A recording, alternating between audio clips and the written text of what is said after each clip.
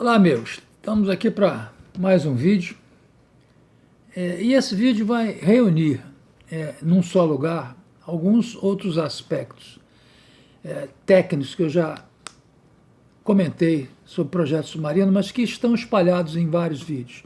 Além do que eu vou adicionar mais algumas coisas, né, reunir mais algumas coisas e vai ficar tudo num vídeo só, né?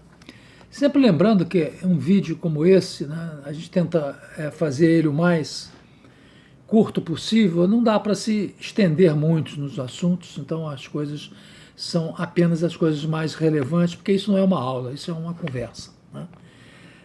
E vejo esse vídeo, fazendo esse vídeo depois da cerimônia que eu compareci, né, do lançamento do Submarino, e que traz algumas reflexões, né, sobre uma série de aspectos do nosso programa.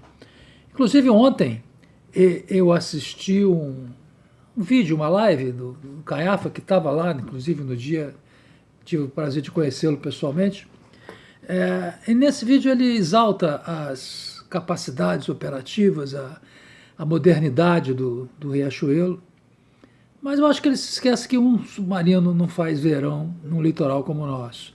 E eu acho que nem 4. Tá? Na minha concepção, a gente precisaria de 12. Ou muitos vão dizer, bom, isso é uma quimera, não temos dinheiro para isso. Bom, isso tudo depende de muita coisa. Tá?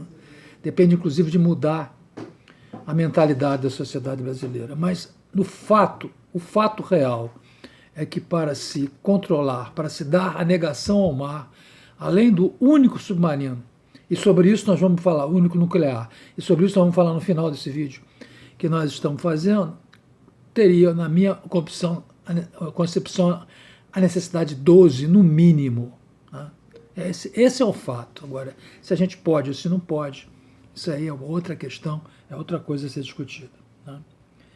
Muito bem. Eu vou mostrar nessa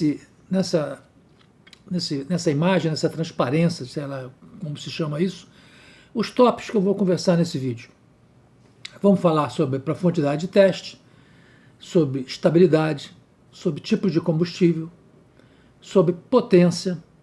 Vamos falar sobre enriquecimento de urânio, um item bastante importante, que define muita coisa. A circulação natural. E no final nós vamos conversar sobre o cronograma que os Estados Unidos está pretendendo para submarino da classe Columbus. E vamos ousar, tá? Eu tenho o direito de fazer uma ousadia, vamos ousar transferir algumas ideias para o nosso programa de nucleares. Né? Isso no final do vídeo. Né? Então vamos começar com essa questão da profundidade máxima. Né? Profundidade, submarino não é feito para navegar em altas profundidades. Se projeta o casco para uma profundidade de teste, normalmente os submarinos nucleares atuais, pelo que se sabe, porque essas informações são sigilosas, são projetados para cerca de 600 metros. E já poucas vezes durante a vida útil vai usar essa profundidade. Talvez numa situação de escape, numa situação de fuga, pode ser que ele vá próximo a essa profundidade, mas ele não essa não é uma coisa essencial. Eles são projetados para profundidades menores do que essa. Inclusive, vocês veem muito nos filmes, né? Principalmente filmes da Segunda Guerra, submarinos que pousam no fundo. Isso é muito comum para o caso do U-206, que era um submarino alemão da Segunda Guerra. São submarinos leves, e isso é possível e foi feito, com certeza foi feito. Para o submarino nuclear mais pesado, de 3.000 toneladas, 5.000 toneladas, 6.000 toneladas, isso é uma coisa um pouquinho mais complicada. E, além do mais, o submarino tem entradas de refrigeração para o reator que, se obstruídas, causariam problemas sérios. Então, essa questão de pousar no fundo do mar é muito bom para Hollywood. Tá? Mas para submarino nuclear não é uma coisa comum de acontecer. Então, a profundidade era só isso que eu queria falar. Já tratamos no vídeos anteriores sobre o projeto submarino. Esse card que está passando aí mostra essas observações. Fixar que profundidade máxima profundidade de teste é alguma coisa de projeto, mas não é uma profundidade que o submarino use com frequência. Vamos falar um pouquinho, rapidamente, de estabilidade.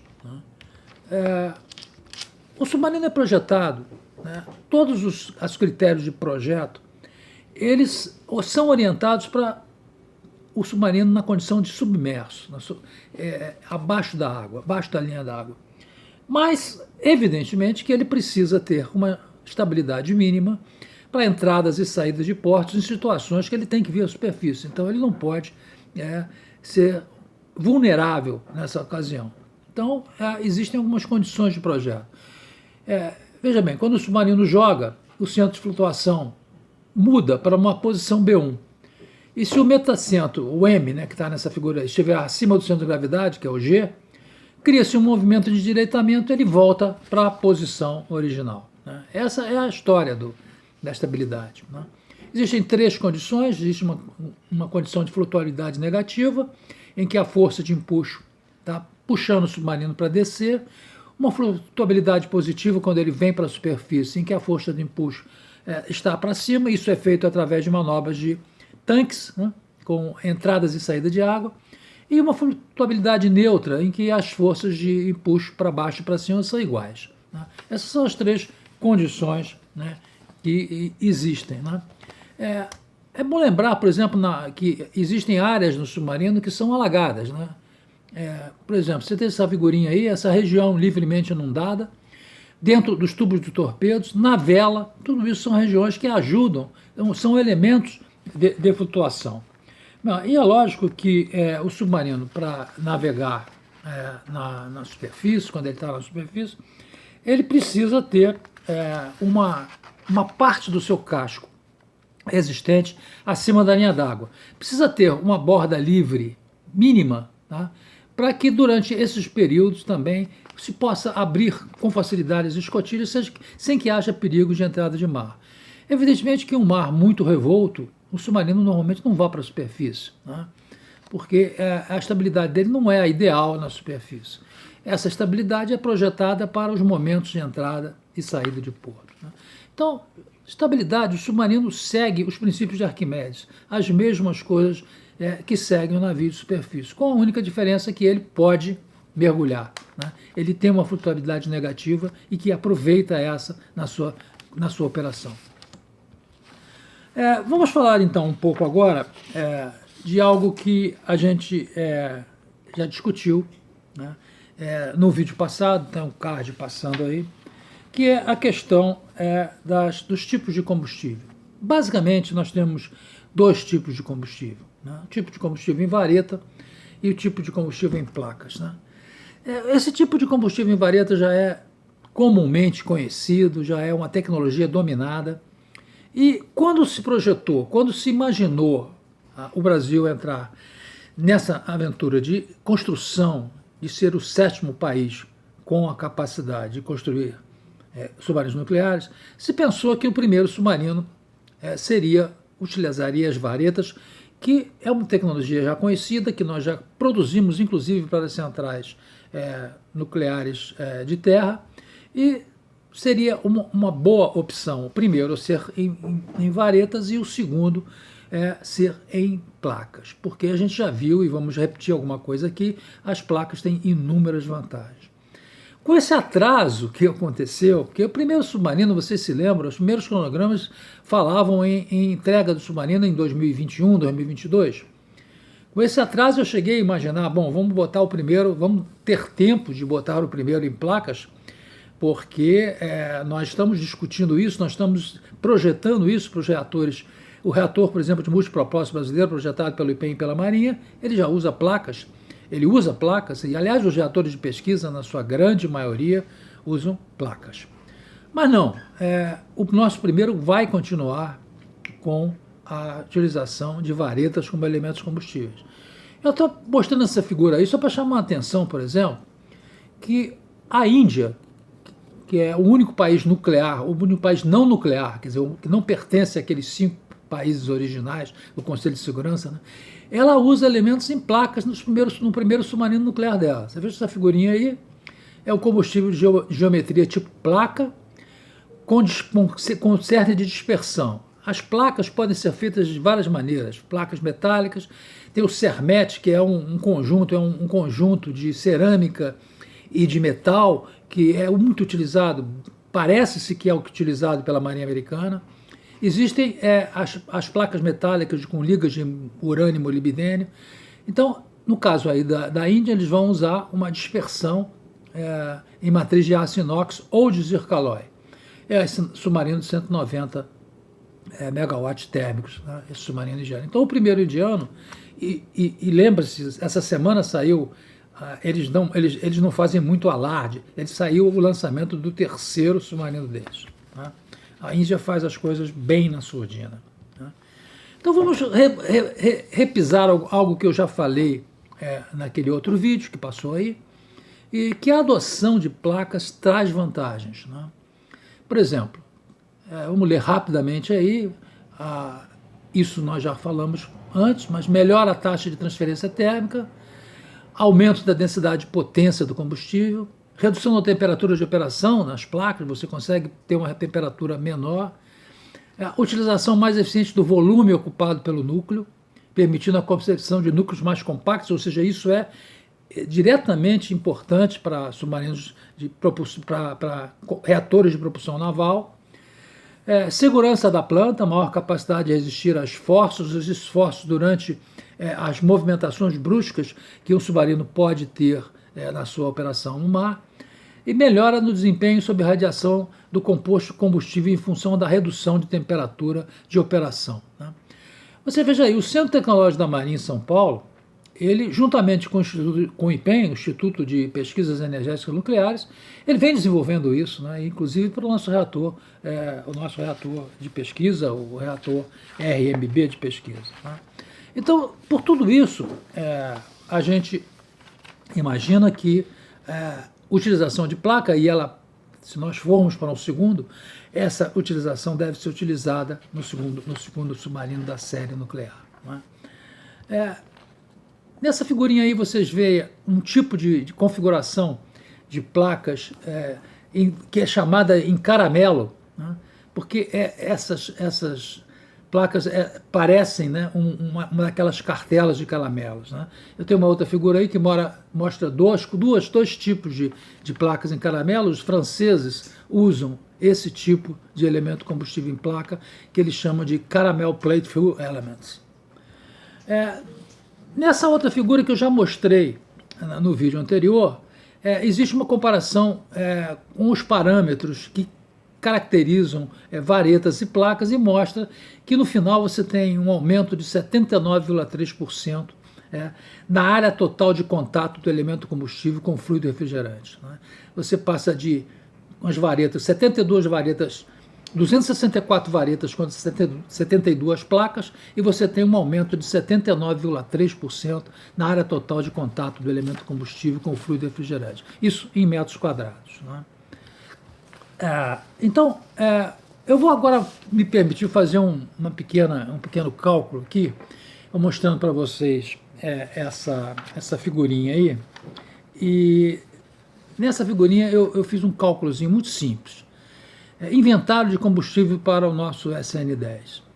Primeiro vocês têm que acreditar em mim que o urânio, né, 2,6 megawatts ano por quilograma, é o que gera, né, um quilograma de urânio. Né. Aí considere, por exemplo, um enriquecimento de 10%. O enriquecimento de 10% é um chute razoável para o nosso submarino. Considere aí umas perdas térmicas de 20%. Sempre existem perdas térmicas, toda a instalação termodinâmica tem perdas térmicas. E a potência informada de 48 megawatts e a recarga a cada 10 anos. A gente estima a recarga a cada 10 anos, 7 ou 10 anos, vamos estabelecer 10 anos. Se nós fizermos essa multiplicaçãozinha aí, um cálculo simples aí, a gente verifica que a gente terá 1.560 kg, ou seja, 1,56 toneladas seria o combustível do SN10. Bom, isso ocupa aproximadamente 1 metro cúbico, mas você tem que descontar aí revestimentos e volume do moderador, etc. Mas uma ressalva, vamos fazer uma ressalva, esse é um cálculo muito preliminar, muito simplório, e a densidade e composição exata do combustível, uma coisa que não é uma informação que a gente tem, uma coisa secreta, as marinhas não divulgam isso, isso vai afetar esses cálculos, evidentemente, né? Então, o submarino Amethyst, que foi um submarino da classe Ruby, ele foi muito estudado, né? E eu tenho essa tabelinha aí que mostra a potência propulsiva e várias velocidades.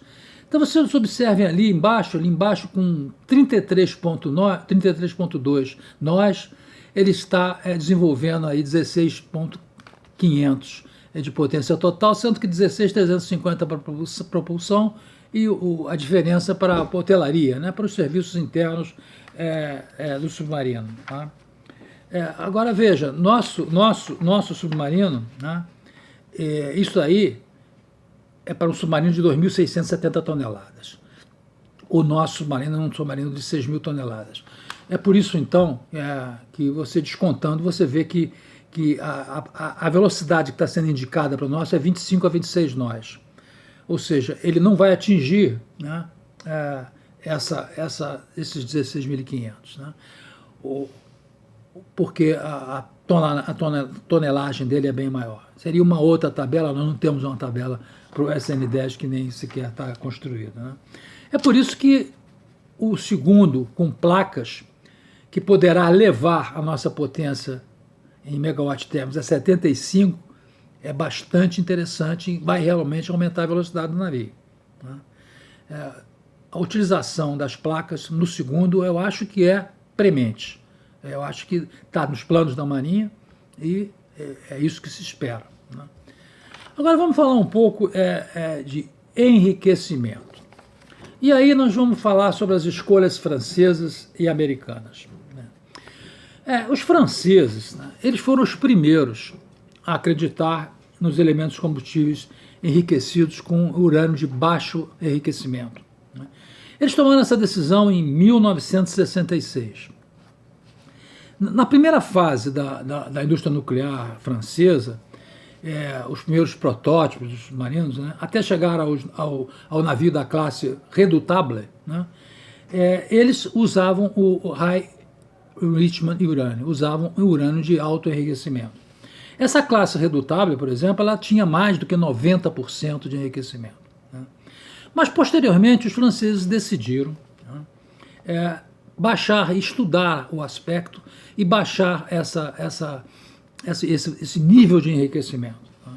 E todos os navios seguintes, inclusive a classe Ruby, todos esses submarinos, eles têm enriquecimento na faixa de 7%. Eles passaram a usar o LEU, o Low Enrichment Uranium.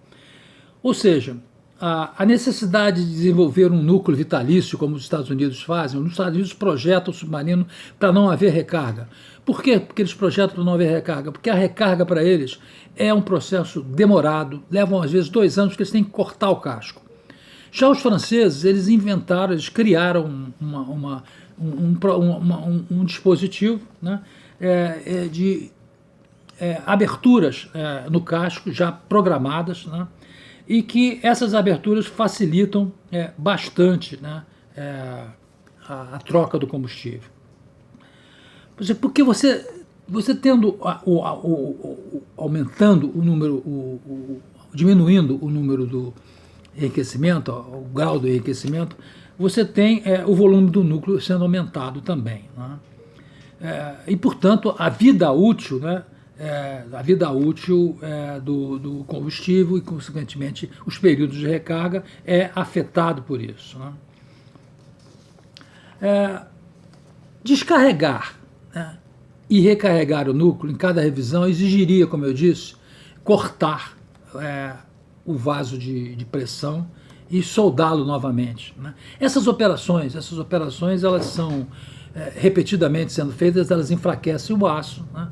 E é por isso, né, que os franceses desenvolveram, a partir do Arethusa, né, um tipo de submarino convencional da década de 1950, que incorporou no casco aberturas específicas que em francês eles chamam de brèches, né? Essas brechas são escotilhas retangulares e que permitem o descarregamento e agilizam demais o processo da troca de combustível, né?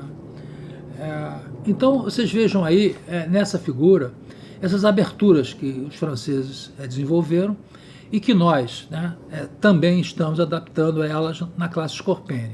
Vejam essas figuras que eu já mostrei em outros vídeos que falávamos do Scorpene, são aberturas que terão também no nosso nuclear e que facilitam sobremaneira toda essa questão do troca de combustível, que fazem com que os americanos projetem os seus navios para 33, 40 anos de combustível, para não terem que fazer isso e não deixar o submarino parado 2 anos, além do que isso é um custo muito alto. Muito bem. O interessante de se falar também sobre essa questão dos equipamentos submarinos com enriquecimento menor é que a Marinha Francesa experimentou nos mesmos tipos de navios, ela não notou nenhuma característica que pudesse afetar a operacionalidade desses navios. Então, ela, de uma certa forma, ela determinou que a regulamentação francesa de segurança nuclear exige o descarregamento periódico dos núcleos dos submarinos, dos núcleos dos reatores submarinos. A arquitetura específica dos submarinos franceses permite descarregar em curtos períodos sem diminuir a resistência do cacho de pressão. E os desempenhos operacionais imediatos dos submarinos não são afetados pela escolha do baixo rendimento de urânio utilizado nos núcleos. Ou seja, está claro que o urânio enriquecido a um nível menor, 7%, 10%, não tem nenhuma influência na operacionalidade do submarino. Um submarino com 7% e um submarino com 93% tem as mesmas características operacionais em termos de manobrabilidade. Isso não afeta o submarino. Basicamente, o que afeta é os tempos de recarga. Mas o que acontece? Vamos aí conversar um pouco sobre um movimento que está na Marinha Americana. Os Estados Unidos se movimentam na direção do urânio de baixo enriquecimento. O programa de submarinos dos Estados Unidos ele é o mais antigo e mais avançado do mundo, e ele inclui cerca de 25 classes diferentes de submarinos e pelo menos 18 projetos de reatores diferentes. Além disso, enquanto isso, apenas um navio comercial dos Estados Unidos foi projetado, que foi o Savannah, todo mundo se lembra disso. Né?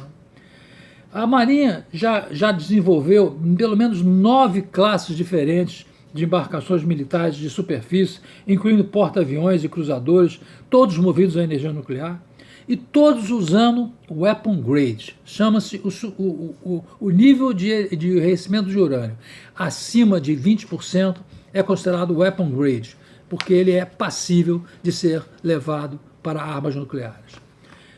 Então, vejam bem, nessa figura que vocês estão vendo aí, eu mostro para vocês os níveis de enriquecimento de urânio, né? E nós vamos falar daqui a pouco sobre isso. Né?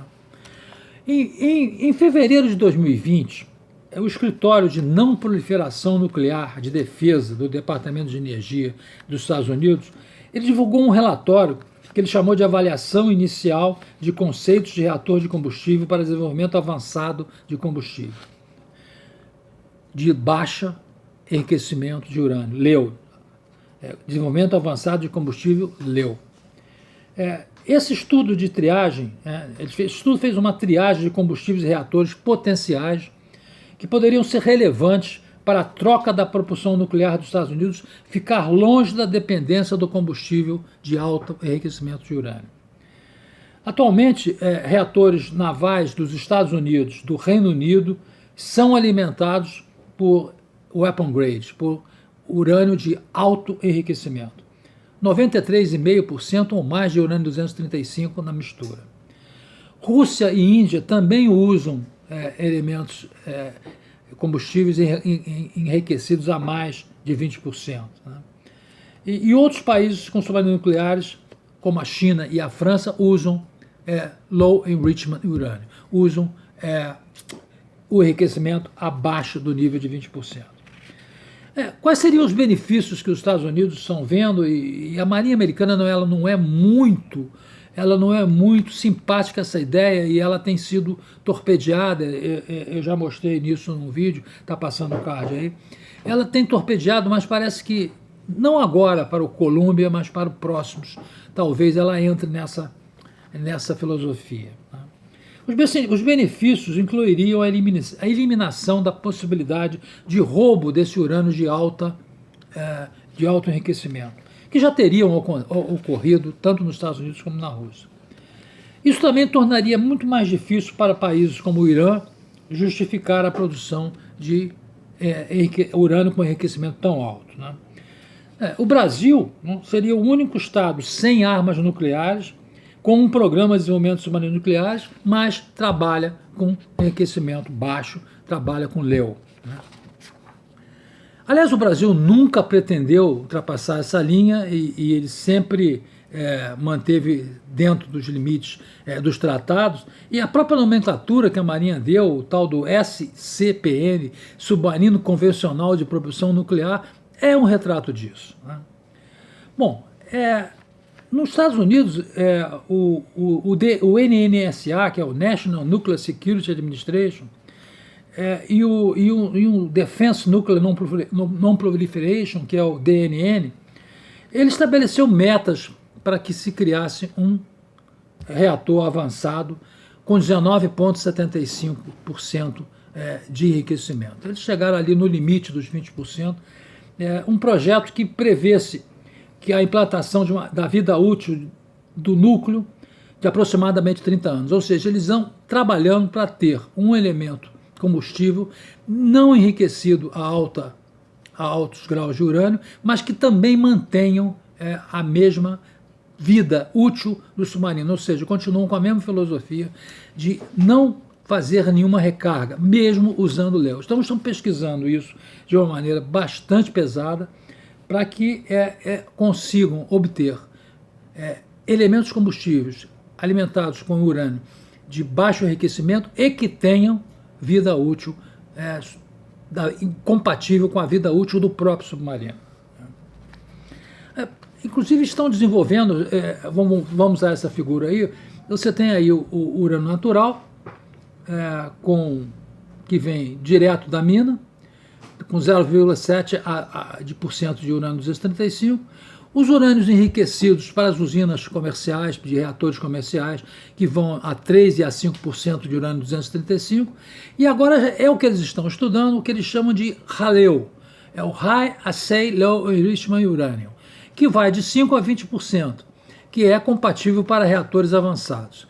São reatores que vão tentar manter um volume compatível, não aumentar muito o urânio, o volume do núcleo, e para isso eles vão trabalhar com elevadas densidades de potência. Né?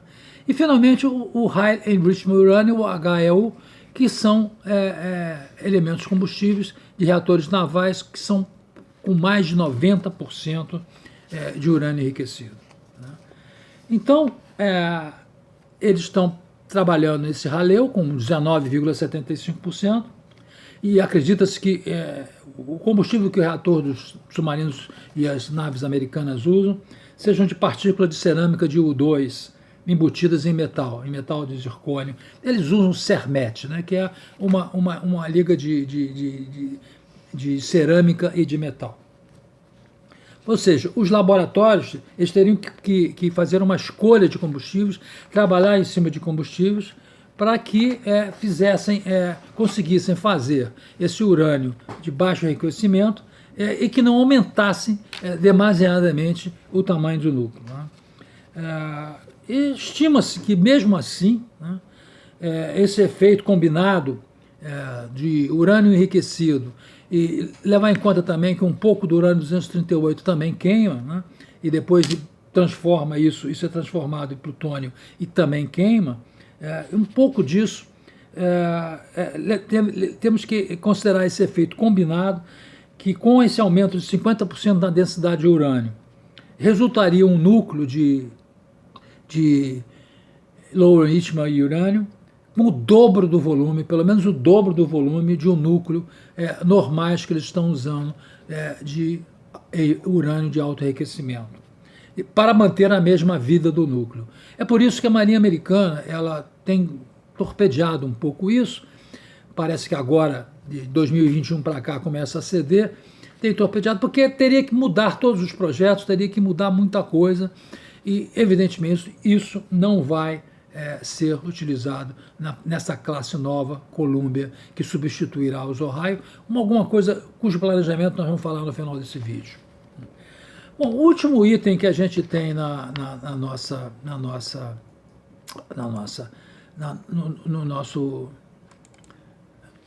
nosso vídeo é sobre a circulação natural, né? A gente já falou isso num vídeo, eu vou passar o card aí, né? E eu vou mostrar para vocês nessa figurinha aí uma imagem do Amethyst, uma classe de submarinos francesa. Esse submarino é um que tem um dos maiores rendimentos operando com circulação natural. Como vocês sabem, a grande vantagem da circulação natural é permitir ao submarino que opere, né, durante alguns períodos, opere com muito mais silêncio, porque as bombas dos primários e alguns outros acessórios não estarão em funcionamento, não haverá movimento de equipamento circulando, fazendo circulação forçada. Então, com isso, o submarino se torna mais silencioso ainda. Então, a circulação natural é um item que está no nosso projeto, e esse submarino aí, que nós estamos mostrando aí, ele é um submarino que pode até atingir 70% da sua potência máxima usando circulação natural. Mas lembrar, né, que esse submarino é um submarino de projeto de núcleo integrado, de reator integrado, melhor dizendo. O que não é o nosso caso. O nosso reator é um reator com loops, não é um reator integrado, é um reator que tem um loop e não é reator integrado. É um reator que está baseado no conceito de contenção e confinamento, quer dizer, a parte dos turbogeradores tem requisitos menores de segurança, estão separados. Então você tem a contenção com os super requisitos de segurança nuclear e a parte dos reatores, da turbina, etc., que tem requisitos menores. Então, essa é a grande vantagem da circulação natural. Ela permite ao submarino operar grau maior de silêncio. E no nosso caso, né, naquela figurinha estava estabelecido ali, o nosso caso, e eu já disse isso num outro vídeo, a informação que eu tenho é que nós teremos 40% da potência sendo possível utilizar em circulação natural. Agora, essa é uma informação que para esse vídeo eu tentei verificar a fonte, porque eu já tinha dito isso no vídeo anterior, esse que passou no card, mas eu não tinha colocado a fonte. E ao tentar procurar a fonte agora, eu não consegui encontrar. Eu fui a todos os meus arquivos no computador e todas as possíveis buscas que eu fiz na internet, eu não encontrei. Se alguém tiver essa referência, né, vocês, por favor, coloquem aí nos comentários. Muito bem. Agora vamos ao último aspecto do nosso vídeo, que é exatamente falar sobre o programa dos submarinos Columbia, classe Columbia, e o que nós podemos tirar disso, né? Eu vou botar uma figurinha aí que eu estabeleci. Essa figurinha não está assim das melhores qualidades artísticas, mas vocês vejam, são 12 submarinos que vão substituir a classe Ohio. O que acontece é que esse é um programa, né, de 110 bilhões de dólares. Os submarinos eles suportam 70% do arsenal de dissuasão. Então, com a saída em operação da classe Ohio, vai haver um período aí que os Estados Unidos vão perder um pouco da sua capacidade. Então, eles têm uma máxima prioridade em cumprir um cronograma de substituição da classe Ohio pelos novos submarinos do Columbia, que são submarinos que têm algumas características. Por exemplo, esse submarino, enquanto a classe Ohio tem 24 mísseis, né, esse tem 16 apenas. Mas existem algumas coisas que eles estabeleceram com os ingleses para diminuir custos. Por exemplo, né, esse submarino tem um compartimento comum de mísseis. eles chamam de CMC, que representa uma grande economia. Por quê? Porque eles estão fazendo isso em conjunto com os ingleses da classe Vanguard, né? Eles vão usar os mesmos mísseis, o Trident, e fazendo essa parceria com os ingleses nessa seção onde estão os mísseis, na verdade é a classe Dreadnought do Reino Unido, que eles vão utilizar o Trident 2D5, né? E como eles estão fazendo essa parceria, eles vão diminuir bastante os custos. Esse esforço vai economizar milhões de dólares para cada país, né? Então, esse programa é de alta importância para a Marinha Americana. E então vocês vejam aí, eles estão construindo os 12. Observe que tem um gap no primeiro submarino de 3 anos e do segundo submarino para o terceiro submarino de 2 anos para, em seguida, cada ano eles começarem um novo submarino. Esse é um programa, e isso é muito normal que aconteça, esse gap, porque os primeiros submarinos de uma classe, por mais que seja uma classe testada, os primeiros submarinos são sempre bad tests, são testes. E o segundo também, um pouco, em menor grau, mas também. Então, esses gaps permitem que as coisas que estejam sendo descobertas, as falhas corrigidas, sejam incorporadas nos projetos seguintes. Então, eu tive a ousadia, porque vocês vejam bem, um submarino nuclear é uma andorinha só. Eu acho que nós deveríamos ter pelo menos 3.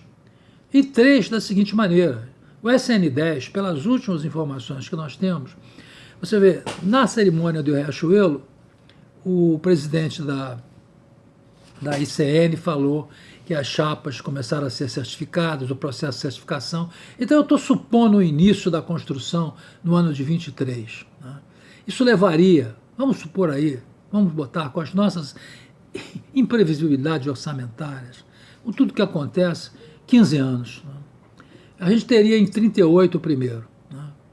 Que será com certeza um test bed para o segundo e terceiro. Com um gap de 3 anos, a gente começaria em 26 o segundo, o SN-11. Esses gaps são fundamentais para que se permita utilizar as experiências dos testes propulsivos no segundo e terceiro submarino. E aí, o terceiro submarino começaria com um gap de apenas 2 anos. Então, esse programa iria até 1943. Um programa com 3 submarinos. Com 3, a gente pode ter 1. Com 1, a gente não tem sempre 1. Então, a ideia é, no mínimo, 3. Agora, muitos diriam, isso é uma quimera, é um sonho. A gente está fazendo o primeiro há 55 anos. Se ele terminar em 43, na verdade é mais do que 55 anos, nós estamos falando aí em 60 e tantos anos. Mas isso é Brasil. Né? A gente não tem ainda na sociedade a compreensão da necessidade de investimento em defesa. Precisamos mudar isso. E esses sites, esses youtubers que fazem isso, como eu, como o Caiafa, como o Felipe Salles, esses são pessoas que estão transmitindo para a sociedade, e a sociedade multiplica esse conhecimento para que um dia isso chegue aos políticos e que a gente consiga eleger políticos que entendam o real valor da defesa, e defesa não é despesa, defesa é investimento. E que a nossa soberania não pode estar, né, em segundo plano. Então é isso, eu espero que tenha conseguido mostrar aqueles aspectos importantes do submarino, e mais nesse final, essa apresentação de uma ideia de 3 submarinos da classe nuclear. Muito obrigado e até a próxima.